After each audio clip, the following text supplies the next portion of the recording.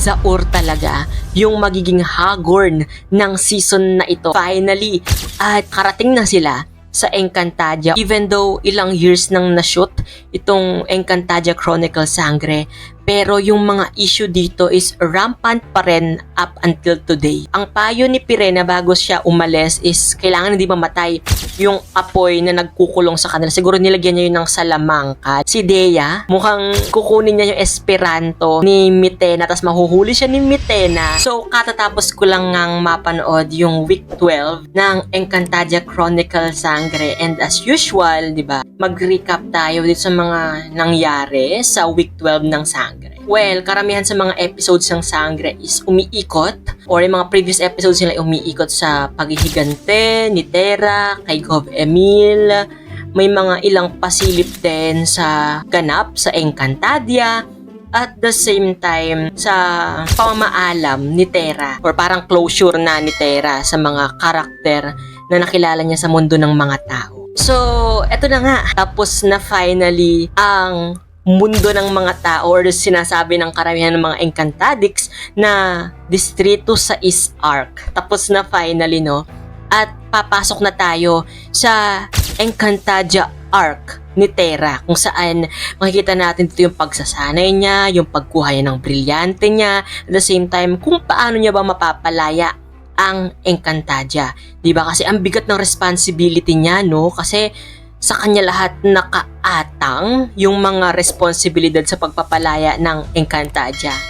And yun, balik tayo sa mundo ng mga tao dahil nga nabanggit ko na tapos na ang mundo ng mga tao arc because nabigyan na finally ng well-deserved na justice ni Terra si Gov Emil dito. Lahat ng mga kasakiman, kasamaan, kaganidan ni Gov Emil ay tapos na. Nakulong na sa mental hospital si Gov Emil dito. And yun na rin, as far as I know, dahil nakita ko sa SOCMED na yun na rin yung last na makikita natin si Ricky Davao sa television. Kasi pumanaw na nga siya. At ang nakakaloka, marami palang hindi nakakaalam na pumanaw na ang nag-iisang Ricky Davao. So, speaking of Ricky Davao, ang karakter niya, alam ko na isa rin sa mga nanggigil kay Gov Emil dito, di ba? Lahat ng kasakiman niya na napanood natin is na isawalat na or nabisto na sa publiko yung plan nila ni Terra dito at ni Pirena, di ba? Doon pa lang mapapapalakpak ka na talaga, no? From that, alam natin na napaka-versatile na actor ni Sir Ricky Davao kasi lahat ng ines, galit, no? Kuhang-kuha at dalang-dala niya or kuhang-kuha niya yung pika natin. At the same time, even though ilang years nang na-shoot itong Encantadia Chronicle Sangre, pero yung mga issue dito is rampant pa rin up until today, no?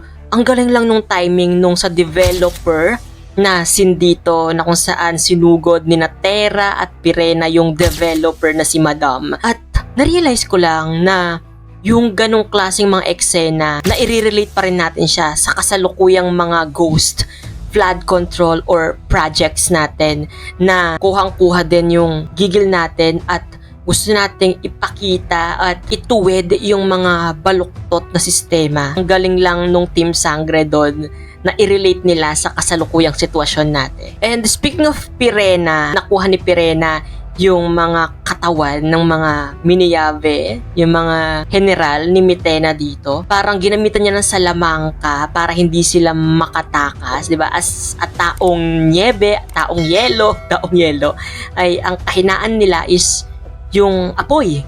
So, ang payo ni Pirena bago siya umalis is kailangan hindi mamatay yung apoy na nagkukulong sa kanila. Siguro nilagyan niya yun ng salamangka, no? At the same time, dahil nga nahuli na ni Pirena yung mga sinaolga na, nakuha na rin yung susi sa lagusan sa dalampasigan ng Adamya. At yon yung gagamitin nila or yung ginamit nila rather para makabalik sila or makapunta sila sa Encantadia. Sabi nga natin kung si Mitena is merong ice candy, di ba? Kinulong niya sina Danaya, Cassiopeia, Alena sa ice candy. Ngayon naman ginawang inihaw ni Pirena, sina Olga na dito. After ilang months na paghihintay natin na makapunta na si Terra sa Encantadia, finally, at karating na sila sa Encantadia. Although feeling ko nag-a-adjust pa talaga yung katawan ni Terra dito sa Encantadia, kaya ayun, nahimatay siya, ganon. So, yun lang na may mga highlights na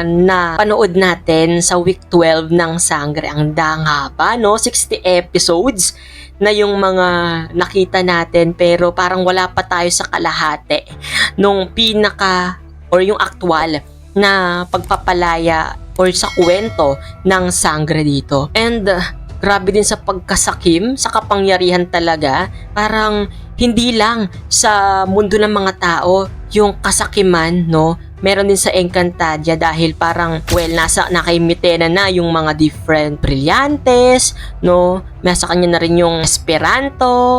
Ngayon, kinuha niya pa pati yung balintataw ni Nunong Imaw, diba? Kasakiman sa kapangyarihan din yon na nagre-reflect sa mundo ng mga tao at sa mundo ng Encantadia. So sa susunod na linggo, eto na ang paglabas ng sungay ni Zaur. Sabi ko nga sa mga previous reaction videos and recap ko na si Zaur talaga yung magiging hagorn ng season na ito.